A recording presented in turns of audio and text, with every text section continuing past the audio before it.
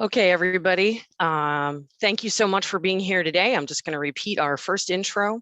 My name is Amanda Woodall. I work in SEEP Division of Project Development, and I want to welcome you all to the inaugural meeting for the Chicago Mobility Collaborative. We have a packed house today. Looks like we're up to 172 people so far, with people still filing in. Thank you all for taking the time to take time out of your day to participate with us. Media members, if you have not already done so, we ask that you please raise your hand. We're going to be conducting some breakout sessions today, and we would like for you to be able to, we'd like for you to be able to, float from room to room so that you can report on those different groups as you normally would if we were all here together today. In addition to the breakout sessions where you'll have a chance to, interact collaboratively, we will be sending out a follow-up survey. We know there are a lot of folks here today. Everybody might not get an opportunity to, answer all questions and weigh in. And what we hear at these, at this session today, and what we hear from the survey, we're going to be using to guide the work that we do moving forward. Prior to this meeting, we conducted a workshop with some key partners who've worked on previous initiatives. And one of the key findings we had was that the role of setting the agenda for this collaborative should not be just CDOT alone, but that we should be working with a group of community-based organizations and partners to help us set that agenda. So thank you again very much for being here. And before we dive in, I am going to go ahead and just talk about some ground rules that we have for today. As I mentioned, there will be breakout groups. There will probably be lots of folks participating. So we just ask that you please bring a collaborative spirit to everything that we do when we're talking. Be kind to others, be respectful of others, and balance that sense of urgency with patience in the process. Show up as a whole person and speak honestly from your personal and professional perspectives. And please recognize, we need to recognize our own privilege and power and center the experience of people who are most marginalized. Our agenda today includes a kickoff that's going to begin with Commissioner's remarks. Commissioner, would you like to go ahead and take it, and I'll stop sharing my screen? Sure, happy to. So awesome turnout. I'm just scrolling through, I think we've got 4 pages of people up here, and we really wanted to have this meeting in person, but for once, maybe Zoom is our friend, where we can have more people involved in the meeting today. And, so first I want to thank everybody for making time in your schedule. It's not easy to find a little bit of time in the afternoon to join one more Zoom call, but it's so important that we're here, that all of us together are here. And I can see some familiar faces in there. Some old and new, or not old, familiar rather than old, but some new faces too, which I think is great. Because what we're really trying to do here is create a bigger tent, a big intersectional tent for talking about the issues that we all care about, that we're all thinking about, working on, that we all share in common. I see we've got some folks from the Transportation Equity Network on the line, and those are folks who were part of a consortium that really helped us think through resetting CDOT with our strategic planning process. So if you don't know, and I'm sure we could throw it, send it out afterwards, but we spent a lot of 2020 and part of 2021 really trying to recenter our work around what does it mean to have a safe city? What does it mean to have an equitable city? What does it mean to have one where mobility is an option for everyone, that's affordable, that is also safe, that gets you from where you are to where you want to be? And so we did a ton of that work with the Transportation Equity Network and others, and did a lot of internal thinking about what are our values, what are the goals around it, and then how could we be more transparent about what we're doing, so everyone knows, and we can work together on making our city a better place. So excited about this. Is a new forum. We certainly had iterations, citywide committees in the past, the MBAC and other committees, Vision Zero committees. And this is a chance really to try to get everybody all into one big conversation in order to see where those cross currents are, where there are points of convergence, how we can really, again, think in that intersectional way. No modality operates by itself, right? No one of our life experiences is just one thing. And so that's part of the reason why this is, I would say, the next chapter, right? And how we work together as a city on these kinds of questions. So, and I'm not going to talk too much, hopefully. The goal is to get you talking. We're going to definitely get there in a second. We'll have a couple of breakout sessions, but we felt like it's important for me to lay out a few things up front. At CDOT, you've heard maybe some announcements in the past week and some of the things that we're doing. We're all hands on deck when it comes to safety. This is something that we wake up every day, think about, work on, try to get the shovels in the ground, try to move policy, try to hearts and minds. It is absolutely priority one. And it's something that, we say we're all hands on deck. And I often say we have to have all hands on that rope pulling in the same direction. And that's all of us beyond CDOT. All of us as a city. It's everybody here on this call. It's your neighbors. It's, the kid down the street. It's, the community group that focuses maybe on housing and not necessarily cycling, but they ought to be in this conversation with us because we have to pull on that rope, all of us, all hands in the same direction. But I do want to know, yes, it's definitely been a while since we met. And I think, it is the case that, we've been doing a lot of local community meetings. We've had, we're trying to do the math on it, but we're well over 150 meetings in the last 2 years, just at the very hyper local level. So we've been putting our heads down, trying to do the work in that kind of block level way. But it is time, right? It is definitely time that we create this kind of big tent group. And maybe it's the first time that we've had a group that is thinking this way in any major city. It's funny, we talked with other cities like, do you guys do this group? We did some research on how these forums could be. And we're really, as Chicago as we should be, we're on the cutting edge, I think, here in developing a different way of thinking and talking about transportation in our city and what mobility justice looks like and these kinds of things. So it's about time. And it's been a difficult time. Traffic violence is up, not just in our city, but definitely in our city. And it's something that it touches all of us and touches certainly some people who more deeply than others who've experienced traffic violence in their families, in their own lives. And we feel it deeply as well. We do. And, as we were thinking about all the things that we want to say, all the conversations we want to be in, we thought we should just start with actually some silence. So before we get into it, I just want to take a moment, and if we can all just maybe stay on mute here, to center ourselves, to think about why we're here, maybe reflect, think about why we do what we do, remember why we want to be here. So, and remember folks who have been most affected by traffic violence in our city, or from being marginalized from important conversations like this. So I'm just going to take a minute here and we'll just reflect.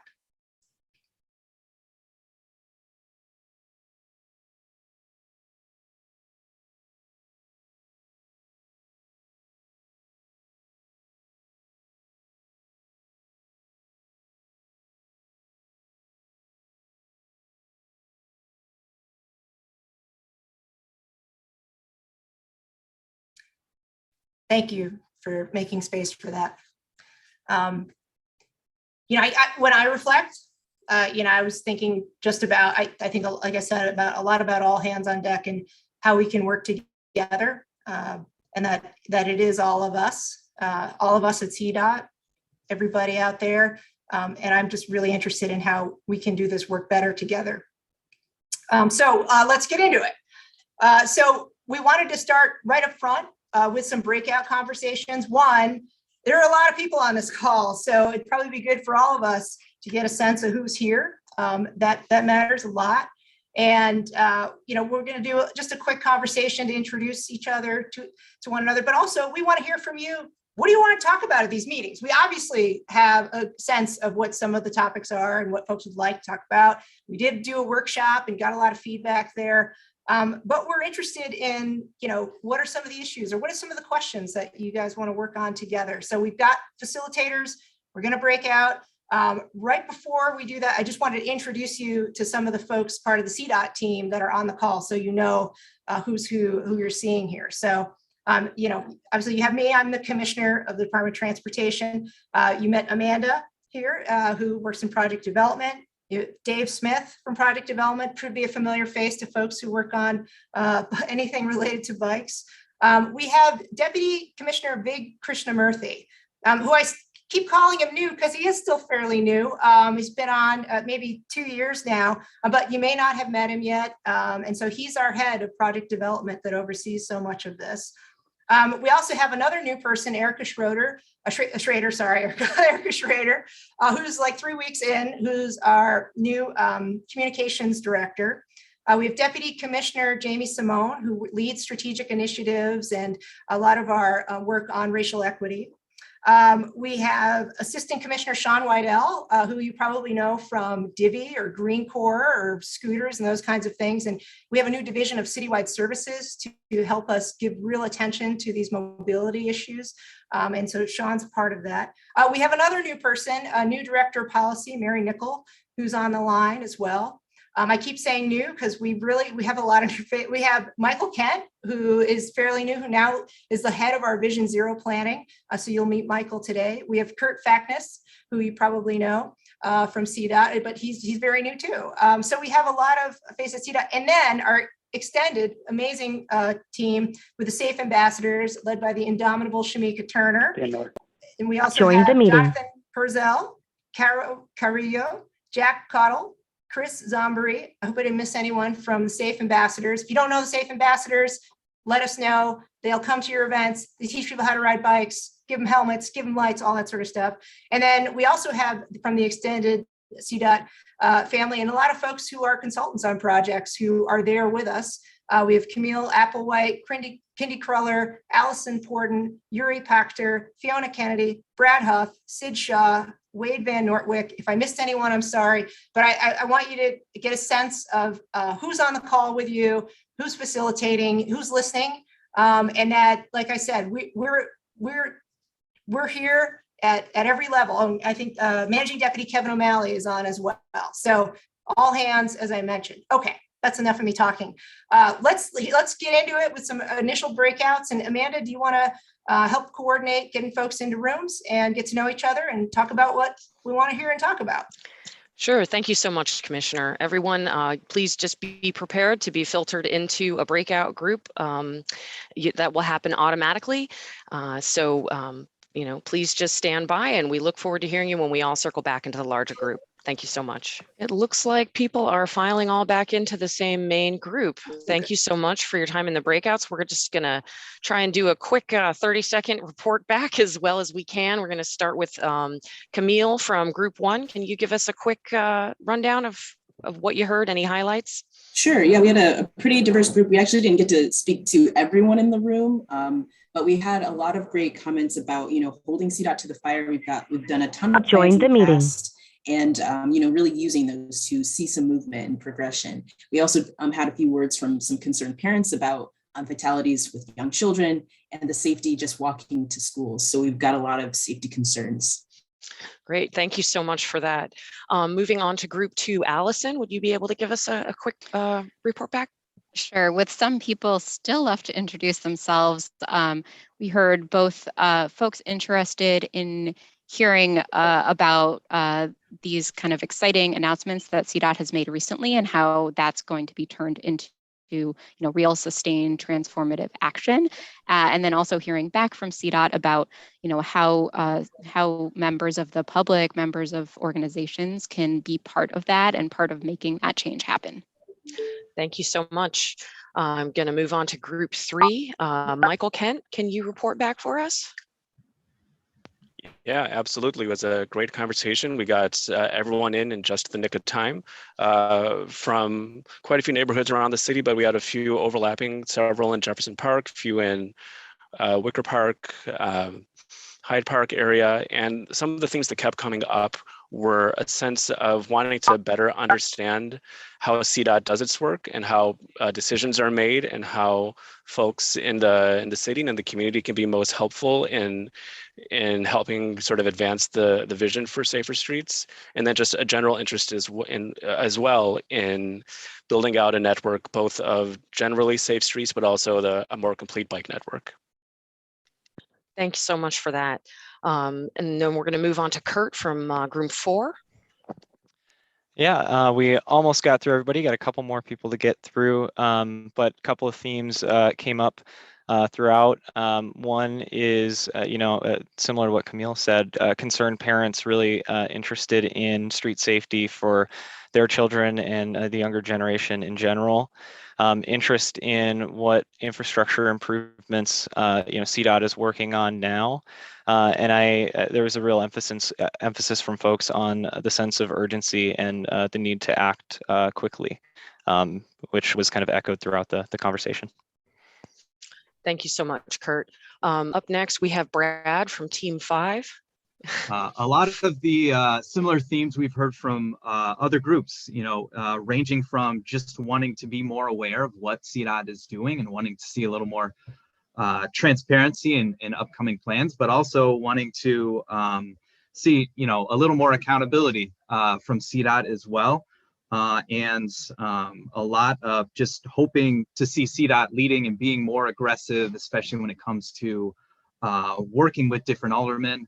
And then also just an interest in seeing us talk more holistically about different modes and not be so siloed as well. Thank you, Brad, for providing that. Sid, how about you from Team 6?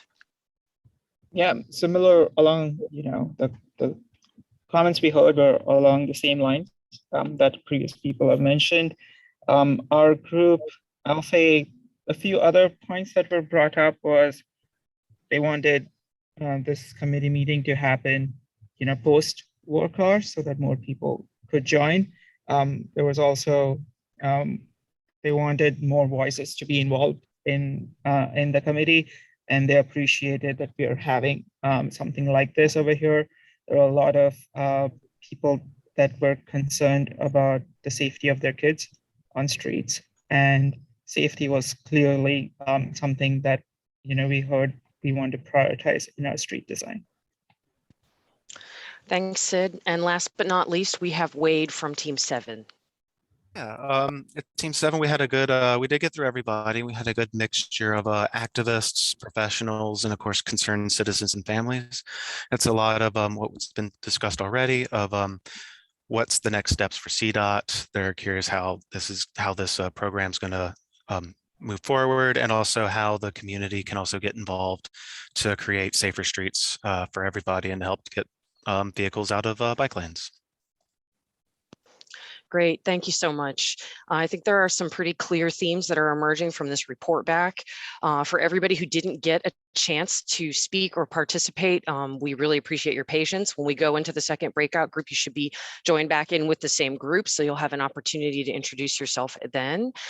We are getting some questions and some comments about the format of this and how difficult it is to hear from so many people in one group. We did want it to be as collaborative as possible, so we appreciate you sticking with us as we evolve this format as we go. We're learning a lot here today that's going to help shape the way that these meetings are going to go moving forward. So now that we are done with the first breakout session, we are going to transition over to Vig Krishnamurthy, who is the deputy over the Division of Project Development. Vig, are you with us and ready to give us some quick talking points on Chicago Works? Sure, Amanda, if you don't mind pulling up the presentation, but I'll just get started. So thank you everyone for taking the time today. And just quickly about my division project development within CDOT, it touches kind of a lot of topics that are emerging today: walking, biking, busing, streetscapes, greenery, really everything that goes into our streets and how we develop that. And because it's been some time, I wanted to make sure we talk about the Chicago Works program. And this is one of the primary mechanisms which we are using at CDOT, really the mechanism, the frame for infrastructure investments. Now, within safety, which is a hugely important issue to me personally and professionally, we need a multifaceted approach of many, many, many things to build the safety culture and safe systems that we want to all see. But we know that infrastructure is a huge part of what the Department of Transportation does, and I think probably a lot of people want to hear about today. And so the Chicago Works program is the vehicle for delivering that infrastructure that my team and others at CDOT work on. Chicago Works is really, I think, Notable and transformative, you may all have heard about the federal infrastructure bill and even some big news today from DC around a new grant program around kind of righting the harms that infrastructure can do on communities. But Chicago Works is an entirely local program, and we're in the second year. It touches all infrastructure classes. So really from the buildings that libraries are in to the vehicles we use to do the city work, whether it's collecting trash or taking care of our trees, as well as our public ways. So within the public ways portion, which is CDOT, this money, it's local. It's here. We're in the second year of this program, and it predates really the infrastructure bill.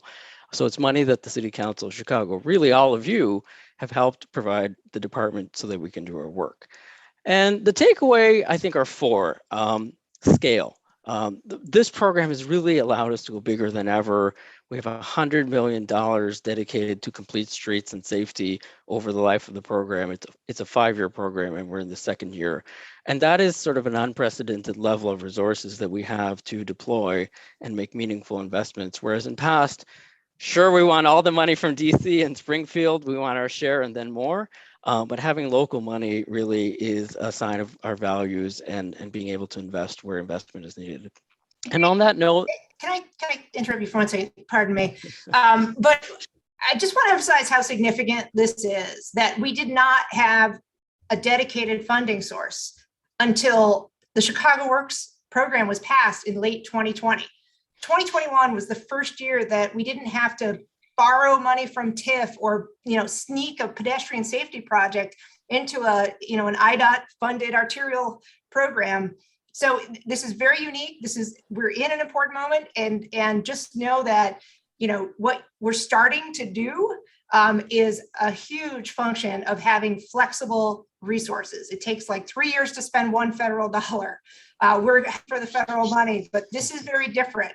And so I think the possibilities of what we can do together are different in this moment than they've ever been in the city. So apologies, Vig, but I just wanted to emphasize that point. That is a great point, Commissioner. I mean, I'll just sort of add to that, and our teams can add to that as they speak, just from the personal experience of working on these things. We really can come together, discuss, design, and deliver within a season. And Dave Smith from my team will speak more to that, just that transformative nature of having these local resources where we're not looking to convince either Springfield or the federal government to say, this is a worthy project, and shape our goals into theirs. We can put our goals at the front. And that's what I mean here by systematic. Actually, when we have control of this unprecedented amount of investment opportunity, we're able as a city to have a systematic approach to how we're doing investment. And so that means criteria-based project selection. So for example, we have created, with the help of the Transportation Equity Network and specifically Center for Neighborhood Technology, I'm not sure if they're here today, sort of a first in the country index called the Mobility and Economic Hardship Index. So this is a bunch of different data sets put together to map, where are people facing those traditional indicators of economic hardship like poverty or unemployment, along with those hardship indicators of mobility like access to transit, access to safe walking and biking, access to jobs, and put those two together into an index, which can then guide where we are selecting all our projects based on, this is one criteria among many, but an important one to say we can address systematic disinvestment and inequity that has, plagued our society for many generations by having this criteria-based project selection that are our criteria, again, not necessarily coming from DC. It also allows new programmatic initiatives, like you may have heard the announcement yesterday that we are working on systematically improving and upgrading all our protected bike lanes to concrete by the end of 2023. And those programs, again, can be created within the confine of the Chicago Works program because we can budget, set priorities, and then deliver. The fourth important takeaway, I think, is standardization. And standardization, both of things that we know are tried and true, like curb extensions, or you may know them as bump outs, where the sidewalk goes a little bit into the street, helps shorten the crossing distance, helps it make it easier for drivers to see people wanting to cross the street. But also entirely new design concepts like bus bulbs, So this is where the bus, instead of getting out of the way of the traffic to pull over, the bus is the traffic, and it stops when the bus needs to stop. People can get on and off more quickly, and also more level with the sidewalk. Before Chicago Works, we had maybe 1 or 2 of these, and now we have 50 in design. And we'll be talking about that more, but we're able to take these ideas and best practices and then really open the aperture and scale them across the city. And then the last is speed. As the commissioner mentioned, we're in the 2nd year of this program, but we've already since 2020, we anticipate by the end of 2022, delivering 1,100 safety projects citywide, where previous to Chicago Works, we tried to do about 100 a year through those various kind of scraping together of funds, and 135 miles of new bikeways by 2022.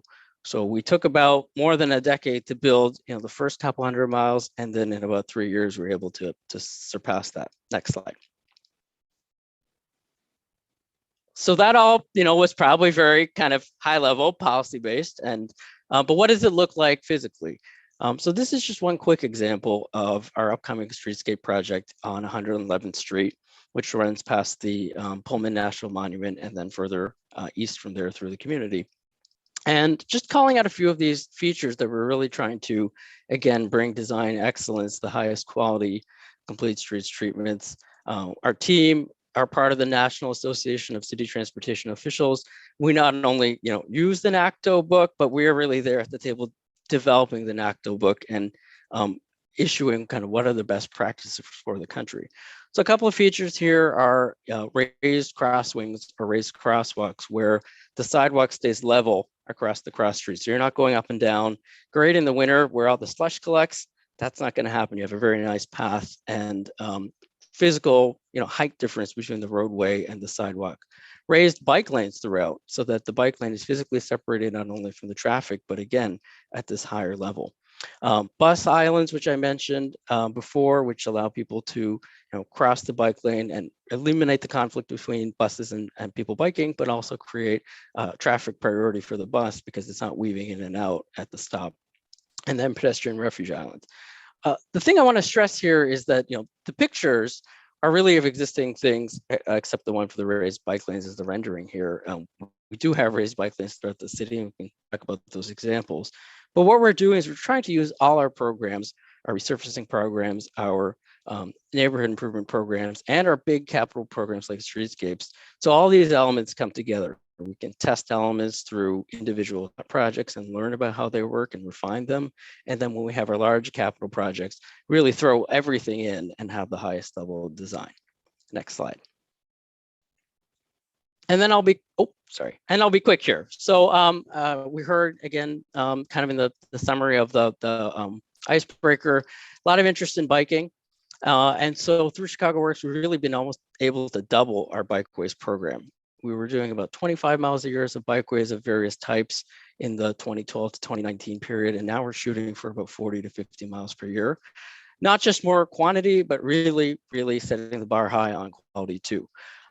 So for example, here's a sort of illustration of the precast concrete curbs, which are coming hopefully starting Friday, and our commitment to roll these out at scale throughout the city. And the note I want to leave with is, this is infrastructure, right? It's concrete, it's the bricks and mortar and all that, but it's really the people who make it happen. And so the diagram here showing the configuration of the street was presented at a public meeting where we had met at the school, talked about the project. This is taking an existing painted bike lane and flipping it to protected bike lane where the parking is on the other side of the bike lane, giving increased separation. We had our safe ambassadors there who are here today, trying to really connect this issue of safety from all angles, not just cycling, people learning to ride a bike, people having a chance to engage on this issue from a quality of life perspective, or just, concern for their neighbors who may choose to use cycling, but they're not a biker themselves necessarily. And then in the bottom is kind of hard to see what's going on, but it's really the people making these physical curbs. We're building these in Chicago. We're putting people to work, but we also created a brand new thing. And we had to sort of figure out how to design, draw members of my team right here and fabricate these curbs. and they're literally being cast here in Chicago. And so there's a whole human side of the people who work on these things, both here at CDOT and all the supporting trades and departments. So, you know, I know infrastructure gets a ton of attention. It's hard, but it's really soft. It's the coming together of all these different streams of community work, community conversation, design work, our tradespeople, and the smart designers all working on it. And I think that, to me personally, is what we really want to get out of this collaborative, is understanding that there is a huge tent and a huge interest around these types of issues, a lot of people working on them from different ways, and we hope to sort of amplify that through these conversations. So I'd like to introduce my team member, Mr. Dave Smith, who is our director for Complete Streets. You know, he'll have some brief remarks. I spoke a lot on the what. He'll get a little bit more to the how and the why of how these projects come to life. Thank you. Thanks, Vig. Appreciate the introduction. Good afternoon, everyone. Great to see everyone. My name is David Smith with Chicago Department of Transportation. I've got a few slides that I'll fly through here so that we can get back into the breakout groups and keep the conversation going. As I'm talking through these slides and highlighting a couple of project efforts, these two projects that I'm going to highlight represent different scales of projects and different project types, different approaches that to move toward implementation. Just ask that you keep these questions and these framing in mind so that it helps with a breakout group discussion. So how can we better frame safe streets as quality of life issues? Again, the theme of expanding the tent and building more support for safe streets and complete streets projects. What's the perception of mobility and traffic safety in your community? What does safe streets mean to you? Please keep all these things in mind. On the next slide, Chicago really is a city of neighborhoods, and that's what makes Chicago special. It's the people and the diversity of our city. And with the diversity, we also have to keep that in mind as we approach building support and advancing projects around public spaces, mobility, and accessibility needs. And our approach really needs to be contextual and reflective of communities. As city agencies, community-based organizations, residents, advocates, we really have to be nimble in how we are approaching projects so that we're expanding the tent of support and also building long-term success. You know, traffic safety, transportation, mobility isn't necessarily on the top, is not necessarily the top issue on everybody's mind all across the city. For us that are here in the collaborative, it is a really important issue. We need to really focus on how we can connect the dots between safe streets, mobility issues, and the kitchen table issues like affordability, public health, access to employment, et cetera, so that we're really bringing in a diverse cross-section of support. The next slide, one of the challenges and something that we always need to be mindful is balancing the need for quick changes, but also building trust and partnership. And so the two approaches of moving quickly and just building it, but also taking time, building trust, being contextual, they're not exclusive, they're not isolated, and they're not at odds with each other. We just have to find the right balance. And depending on the context of a project or what's happening in the community, that balance may vary a little bit. On the next page, as I mentioned, the idea of moving quick doesn't mean that we're just moving sort of blindly or uninformed, and building trust and taking time to establish relationships also doesn't mean that we can't move quickly and get things done. We have a lot of examples of projects that fall into a little bit more into one category or the other, but again, finding the right balance is really important. And this question, which I posted at the bottom, is so important, and I think can be a really key space that the Mobility Collaborative can help fill and help define and provide insights into. How do we achieve rapid and transformative change to our system while ensuring that the change is built on a solid foundation of trust and support for the long term? Just want to quickly highlight a couple of projects that embody a couple of different approaches and different scales. The first one, folks may have heard recently about a really exciting effort on Belmont Avenue between Kimball and Western. This is a corridor project. It features a whole host of different complete streets infrastructure elements. Belmont is a high crash corridor with a ton of people walking, biking, using public transit on the street. There's a planned resurfacing project coming up. And so we'll be incorporating protected bike lanes between the Blue Line station at Kimball and the 312 River Run, the protected bike lanes at Campbell / Roscoe, and the Clybourne protected bike lanes.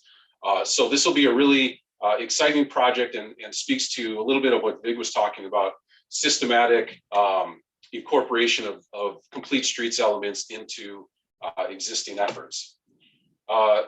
You can see on this image here, just highlights, it's a little hard to see, but there, if for those who are familiar, the 312 River Run, the southern end of it, the river trail ends at Belmont. With this resurfacing project, we'll be providing curb protected bike lanes, including a short two-way section of protected bike lanes that will really make it easy to bike to and from the river trail, along with the pedestrian refuge island. So that if you're walking along Belmont, going to the Rockwell corridor, which there's a lot of excitement there, or getting to and from the trail, you have a safe and protected space to cross the street. The next slide shows an image of a really exciting intersection that's part of this project, which is the Belmont and Kedzie intersection. Not only are we building protected bike lanes on Belmont, we're also building protected bike lanes on Kedzie between Diversey and Addison. This is combined with all of the exciting work that's going to be happening around the Logan Square Monument. But you can see in this image, we've got a whole host of features that really make the street safer for everyone. And I think that's another key point, is that when we design our streets for those most vulnerable, we're making the streets safer for everybody. So we need to really be thinking about these projects, not by a specific mode, but more holistically as being a benefit and really a crucial element for everybody, no matter how you're getting around. We've got protected bike lanes, improved bus stops, pedestrian refuge space, slower turns. All of these things add up to what's called a protected intersection. So this is going to be a really exciting project. The next slide summarizes just the elements that we have that we're incorporating in this: narrow travel lanes, lowered speed limits, curb extensions, in-lane bus stops. Vig mentioned that in the beginning, and other bus priority treatments at some of the busiest intersections. And just flipping through, Amanda, the next slides kind of quickly. When we talk about curb extensions, we're doing more than ever. 400 intersections a year we've been improving for pedestrians last year and this year. That's compared to, you know, less than 100 a year in previous years. So again, the Chicago Works local money has been an incredible asset for us to move quickly and to get great things done. Protected bike lanes. We're doing more protected bike lanes than ever.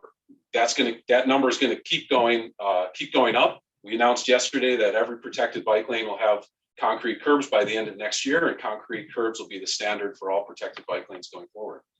And when it comes to public transit, we're really excited about a lot of the work that we're doing in partnership with CTA: bus bulbs, in-lane stops, priority bus lanes. We've got a really cool project coming into the 87th Street corridor east of Dan Ryan Woods, Damon to Halstead. It's a high crash corridor. We've got about a dozen or so pedestrian refuge islands coming, curb extensions all over the place, bus bulbs, in-lane bus stops. That'll all be happening this year. So another great example of a corridor project. And this came up, I know, at least in the breakout group that I was in, it's kind of the dynamic between complete streets, safe streets, and things like on-street parking, and just fitting everything into a limited amount of space. And this is a real challenge. And again, I think that the Mobility Collaborative can really be instrumental in strategizing around some of these challenges to implementing complete streets. A lot of times it comes down to fitting a lot into a small space, but through partnerships at the community-based organization and resident level, I think we can be even more successful in developing strategies for both short and long-term success. The other effort that I want to highlight is a different scale of project and a really different approach. We've been calling it our Neighborhood Bike Networks effort. It's on the next slide, if you can flip that. And this is an effort that we started last year and has been gaining a ton of momentum and a ton of enthusiasm. Through on-the-ground collaboration in communities, we're talking about the perceptions of different modes of transportation, we're identifying key destinations, and we're building out a network of safe streets together. This community-driven approach, again, it equals long-term success, and we're moving quickly. These two things are not at odds with each other. It's really finding the right approach for the right context. The next slide shows a couple just quick stats on what we did last year in the communities of Belmont Cragen and North Lawndale. These are neighborhoods where there's a lot of enthusiasm around biking and mobility, but not a lot of bicycle infrastructure. So very quickly, we established an important network of bike routes, and we did it in partnership with a wide range of people. The neighborhood bike network effort is not an effort that's focused on stacking the room with one perspective or one viewpoint, but it's really about expanding the tent and bringing people in who are doing great work, great quality of life work on the ground. So it's about understanding the intersection between transportation, public safety, quality of life, and creating great neighborhoods. And I think this Mobility Collaborative can be a really powerful tool to expand that conversation, and so that we can keep doing more and keep doing more. This year, we are working on the neighborhood bike network effort in Little Village, and it's been incredibly exciting. We had a great meeting with about 20 or so community partners yesterday, actually. And so we've had various meetings with community partners. We've been attending community events throughout the summer. We're talking directly with residents to build support for action. This effort is not just another planning effort. This is about implementation. And we've been thinking about this as community-informed implementation. In South Lawndale, Little Village, we kicked off our Learn to Ride program earlier this month. We're there every week throughout the entire summer, teaching kids and adults how to ride a bike. We're teaching more people how to ride a bike than ever before. We developed a community survey specific and targeted to the community. We've had 200 responses just in the last couple of weeks from people who live, work, and play within Little Village. Again, this effort is about quick action, building partnerships, looking toward the future, but also really rooted in building support and being contextual. And so the big question is, how can we build a culture of traffic safety together? And so this graphic on the right, we've got residents, city agencies, community-based organizations. Within those three sort of broad categories, everybody needs to be working together, residents and community-based organizations collaborating to build a bigger voice, city agencies working with residents on local knowledge and delivering services, agencies and organizations working together on strategy. But the intersection between all of these three groups and all of us coming together is the Chicago Mobility Collaborative. So we're very excited. There's never been as much enthusiasm at all three of these levels for safe streets and complete streets. So we're really excited to look forward and explore how we can do even more, do it even faster, and do it in a way that continually builds support, awareness, and partnerships. So with that, I think we're ready to go back into the breakout groups and continue the great discussion. We'll have a set of questions to help facilitate the discussion, but we want to hear from you. We're here to listen, but it'll all be centered around the theme of how do we achieve quick, rapid, transformative change to our transportation system while ensuring that that change is built on a solid foundation of trust and support for the long term. So thank you, everybody, and we'll see you in the breakout rooms. All right, everybody, it looks like our breakout groups have wrapped. We have limited time for a report back. So what we will do is go ahead and sort of rapid fire style like we did similarly. I'll just call down the group. Team one, Camille, are you ready to give us a quick report back? Yeah, sure. Thanks, Amanda. So we had a lot of really interesting points. Some to note are the idea that separating the city of Chicago into neighborhoods really seems to segregate us as a whole than taking these different allocated funds and separating them. So some folks had some interesting ideas as we got to the community and how to identify with community, like how do I answer this question? Like, what is my community? So that was like a really interesting point. We also had some really interesting ideas about, the actuality of people using the stop signs as enforcement, rolling through stop signs and how terribly unsafe that is for neighborhoods and families with children that like to play outside in the street. We also heard a lot of interesting ideas about roadway design as it relates to traffic safety and following enforced speed limits, and how the roadway design should be specific to that slowing down of travel speed and the negative effects of of higher speeds and the fatalities and the traffic violence that come from high traffic vehicles or high speeding vehicles. So those were some of the like larger points that we got from our group. Thanks so much, Camille. Gonna move on over to team 2 for Allison. Can you report back for us? Yeah, we talked about a number of things that I won't be able to capture all of them. We spent quite a bit of our conversation talking about not just the type of engagement, but the quality of that engagement and meeting people in the neighborhood where they are, so that the feedback is getting from the people that really live and work and travel in the neighborhood back to the right people who need to hear it. So making sure that it's not just the usual suspects at community engagement events, but it's really working to find people where they are that way. We also talked about transportation issues not existing in a vacuum, and that we can't solve all of the problems that might exist in a neighborhood with a street redesign. We need to be thinking about, how people get where they do, but why they do. And then we also had a good reminder to talk about, some of the larger policy issues that might be affecting the way we can plan for our streets. Thank you so much for those highlights, Allison. We will move on to Michael Kent from Group 3. Great, thanks, Amanda. And as with previous facilitators, there's no way I'm going to get to everything that our group discussed, but we discussed a lot. Just a few notes that I took down. Across the board, it seems like slower speeds are seen as a way to make streets safer for people in the city. Cars are too fast, too aggressive. We heard that. How people get around the city and the trips they make really depends on what neighborhood they're in.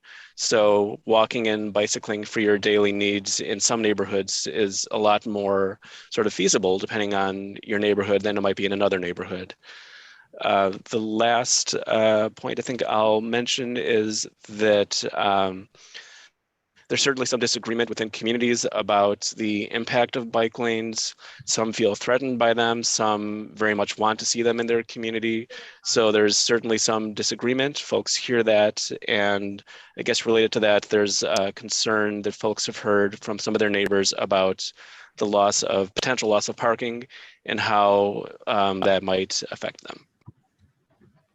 Thanks for sharing just those diverse perspectives, Michael. We're going to move on to team 4. Kurt? Thanks. Yeah, also had a lot of good conversation. Just a few points that we hit. Definitely another, again, more emphasis on a sense of urgency and need to act quickly, and also a need to fulfill on promises for infrastructure. I know there were some stories relayed about excitement for projects in the past that didn't end up happening or didn't happen as quickly as they thought they would. And that is really, really important. Also, a lot of conversation about connectivity within neighborhoods and making it so that within your neighborhood, you're able to get to the grocery store, get to all the places that you want to go within the neighborhood safely, and doing so without having to hop in a car to do that. So I think that was also, relayed by multiple people in the group. And also emphasis too on speeding and issues of speeding within neighborhoods, especially like around parks and schools, places where there are a lot of children and vulnerable road users, and the importance of addressing that issue. Thank you so much, Kurt. Brad, would you be able to give us a report back next from Group 4? Yeah, definitely. In a really good discussion, really appreciate everyone from my group sharing their thoughts. We started just kind of talking about what is a safe street, and really came to, a safe street is one where you're not hyper vigilant, worried about the actions of others. A street that the infrastructure really communicates the behavior that we want to see and the behavior that everybody can expect from others. Had a really good discussion just around how to link these issues of traffic safety to bigger and broader topics, and really talked about the need to bring in other city departments. So bringing in the health department, making sure that folks like our partners at CPD are kind of practicing what they preach and not parking in bike lanes and things like that. And really finding better ways to tie things like housing affordability and public health to transportation and traffic safety. And we had a good discussion around just engagement. We shouldn't be thinking of engagement on a project by project level, but we should really be, as a department, engaging neighborhoods and the city as a whole, just as an ongoing part of the way we're doing business, instead of just one-off things that are unrelated to different other things that we're doing as a city. And, you know, even things like, you know, maybe even encouraging better discussion among wards, not just within a neighborhood, but among different neighborhoods, because we know that one guy in our group said he bikes through 15 different wards to get to work. So how do we encourage kind of cross-ward communication to really emphasize these are really citywide needs. These are not neighborhood by neighborhood needs or ward specific needs. So yeah, Great. that's all I got. Thanks. You covered a lot. Thank you, Brad. We'll take it now to group 6. Sid, can you report for us, please? Sure. Again, I want to say, you know, thank you for people that were in the breakout room. Everyone was very respectful, and even though there were, you know, opposing perspectives, but they were brought to the forum with, you know, in a very like honest way. It's still like yeah, I'm really grateful and kind of overwhelmed by the discussion. What was a safer street? It's simply, one person mentioned, a street on which people do not get killed is a safe street. Letting your 5-year kid on the street, Jeremy mentioned this, is what would be a safe street. There were, you know, I would do a lot of plus ones to what Brad just mentioned. So we also had the same discussion about, you know, we are not in a political vacuum, and why should a bike lane just stop at the ward boundary? We need a net citywide network. It should be a citywide priority that is, you know, as much true in Lincoln Square as it is in Woodlawn and Chatham, in Albany Park as well. There was some discussion around enforcement and education. We need to kind of carve out space for freight vehicles so that they don't conflict with bikes. There needs to be better like drop-off zones, loading zones, etc. designed. How do we, like, you know, communicate the active transportation needs? It would be to highlight sustainability, linkage to other issues. Intersectionality is important, how it will help with affordability, how it will help with climate change, etc. And the last thing I would mention is, one person said that it's frustrating that we are still thinking of building a movement around safety. Like, shouldn't it already be sort of taken, be our baseline? CDOT should already know what a safe street is, right? And there are people that new speed that don't care of the consequences. So sometimes you just need to kind of build it in a way that they're not able to speed. Thank you, Sid. It's a really thoughtful report back. Really appreciate everything that came out of your group. And thanks to all of our facilitators. We have one more. Wade from Team 7, would you like to report back for us now, please? Thank you, Amanda. Yeah, we had a very good conversation in Team 7. Thank everyone for their time and respect. The main things that came from our discussions was safety through design, because when we do enforcement, that's a slippery slope. A good design street should be enforce itself, and CDOT does need to take the leadership and initiative to start pushing a lot of these safer streets, because through when we increase the perceived safety in these of our streets in these communities, then we could really start to help the communities break their car usage. And that also comes down to with the safer streets. Now people can start walking their kids to school instead of loading them in the car and going. It also helps our friends and our community members who may have mobility and disability issues, who require a car to get to places, because that is just the easiest way to get to, especially in the winter when maybe the transit and the bus stops are not shoveled very well. There's also several issues too of, if you build it, they will come. If we build these safer streets, people will then get rid of their car, or they'll buy their electric bike, and they will change their modes. And we had a lot more discussions, but that's just kind of the bigger picture stuff. So thank you very much, everyone. Thanks for sharing back all those themes, Wade. Really appreciate it. Everybody, thank you so much for your patience. We are over time. We do have some next steps. The first thing being that we will be sending out our follow-up survey. We realize not everybody had an opportunity to weigh in today. So we will be sending that out, and we will be going through the feedback that we received there to help us build, our next steps for our next session, which is scheduled for Thursday, September 29th. If you are on our distribution list, if you participated today, you'll be getting updates on that also from our webpage. Commissioner, did you want to close us out this afternoon? Thank you. Juan, thank you for staying a little bit late and really navigating through us reopening this conversation. No meeting is ever perfect, whether for tech reasons or setup or what have you, but we appreciate your patience with us today, trying to get this conversation restarted, and for the candor, frankly, the really straight talk about both how you're feeling, what you're seeing, what you want us to do, what that we need help doing, and what some of the challenges are. I think we're all very eyes wide open on what we need to do here together, and so we take this conversation very seriously, and we don't stop talking today and then not talk again until September. Please fill out the survey for sure. We're going to get some additional feedback from folks who have helped us along the way, sort of design some of these sessions. But we hear you with urgency. We hear you, and we want to move to action. We're trying to do that, and this feedback is absolutely critical.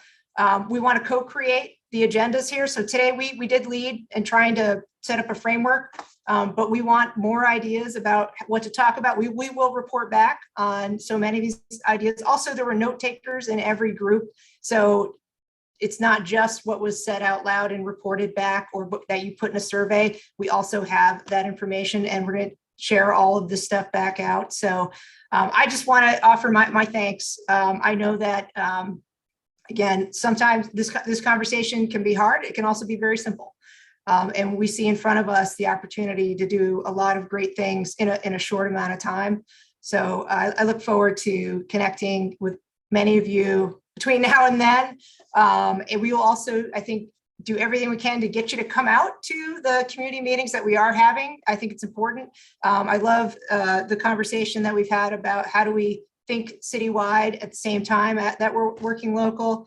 How do we get that connectivity, and how do we not just, we can make it safe with design, how do we also make it sure it feels safe? Because I think those two things need to be connected here as well. And so there's a lot on our plate, but we again appreciate your time, your urgency, and your energy, and we hope to harness it together and move our city forward. So with that, again, appreciation, and look forward to seeing you all soon.